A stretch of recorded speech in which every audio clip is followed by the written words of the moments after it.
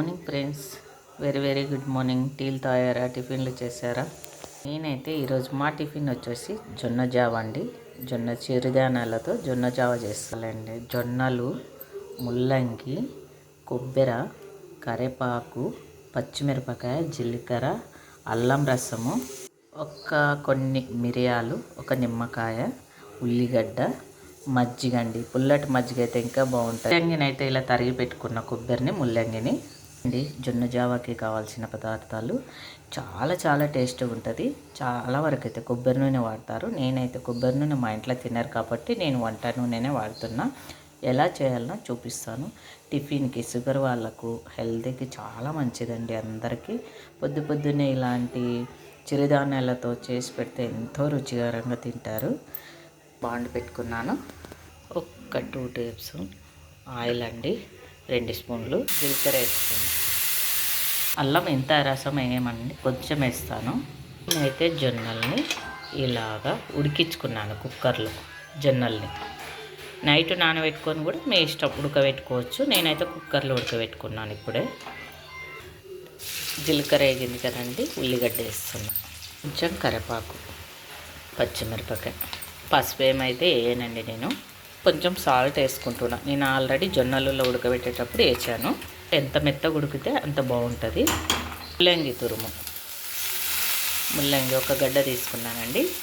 కొన్ని మిరియాలు వేస్తే కొంచెం పంట కింద తగులుతూ చాలా బాగుంటుందండి.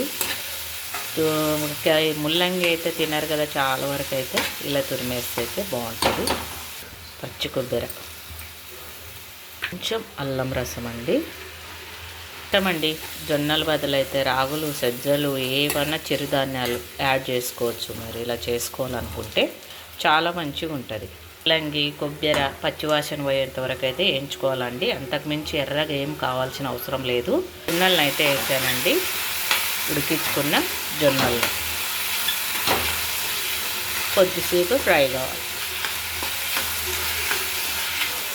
ఎంతో టేస్ట్గా ఉంటుంది. ఒకసారి ట్రై చేయండి.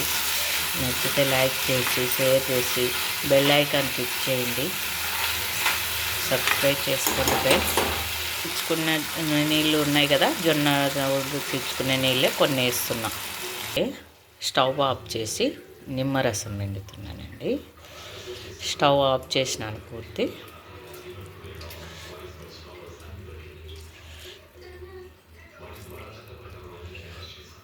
మజ్జిగ, స్టవ్ అయితే పూర్తి ఆఫ్ చేసినానండి.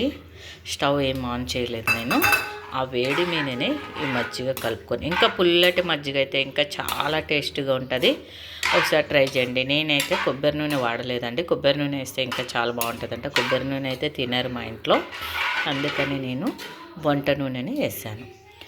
మీకు కానీ నచ్చితే ఈ జొన్న జావా చిరుధాన్యాలతో టిఫిన్ లైక్ చేసి, సబ్స్క్రైబ్ చేసుకొని, లైక్ చేసి, షేర్ చేయండి, బెల్ ఐకాన్ క్లిక్ చేయండి.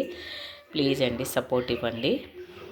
ఎలా ఉందో మా సార్ చూసి చెప్తాడు. ఎంతో టేస్టీగా అయిన టిఫిన్, బ్రేక్ఫాస్ట్ అయితే జొన్న జావ రెడీ అండి మా ఇంట్లో. మీరేం చేసుకున్నారో కామెంట్ బాక్స్లో కామెంట్ చేయండి. బాయ్. మరి ఎలా ఉందో తిని టేస్ట్ చేసి చెప్తాడు మా సార్ తిని చెప్తున్నాడు ఎలా ఉందో. ఎలా ఉంది? హైలైట్ ఉందంట అండి. మా సారు సామాన్యంగా అంటే ఒప్పుకోడు. సూపర్గా బాగుందంట. చూడండి, ఇలా ట్రై చేయండి. చిరుధాన్యాలతో టిఫిన్ అయితే షుగర్ ఉన్న వాళ్ళకు అందరికీ చాలా మంచిది కదండి. నచ్చితే సబ్స్క్రైబ్ చేసుకొని షేర్ చేయండి. మైథిలి గారు వంట వీడియో అయితే పెట్టానో చూసి చేసుకోండి. ఓకేనా? బాగుందంట. పిల్లలకు కూడా చాలా మంచిదండి.